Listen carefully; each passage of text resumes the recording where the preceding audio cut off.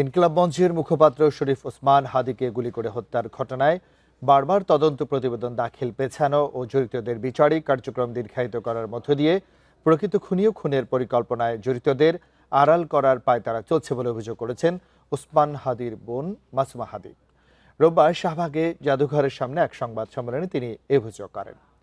দ্রুতই প্রতিবেদন দাখিল করে প্রকৃত খুনি ও পরিকল্পনাকারীদের শাস্তি নিশ্চিত করার আহ্বান জানানো হয় সংবাদ সম্মেলনে।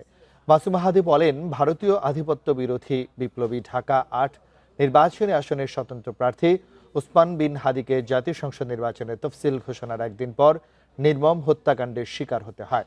সব তথ্য প্রমাণ থাকা সত্ত্বেও তৎকালীন অন্তর্বর্তীকালীন সরকার এই হত্যাকাণ্ডের সঙ্গে জড়িতদের গ্রেফতার করতে পারেনি। হত্যার ৭ মাস পার হলেও এখনো পর্যন্ত চার্জশিট দাখিল না হওয়ায় ক্ষুব্ধ তিনি।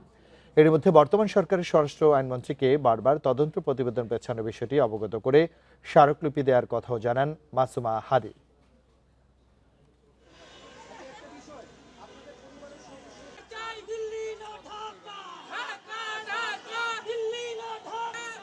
218 দিন অতিবাহিত হওয়ার পরেও এখন পর্যন্ত চার্জশিট দাখিল করতে পারেনি তৎকালীন অন্তর্বর্তী সরকার ও বর্তমান বিএনপি সরকার। ফলে আমরা আশঙ্কা করছি বিচারিক কার্যক্রম দীর্ঘায়িত করার মধ্য দিয়ে প্রকৃত খুনি এবং খুনের পরিকল্পনায় জড়িত পেছনের কুশীলবদের আড়াল করার পায়তারা চলছে।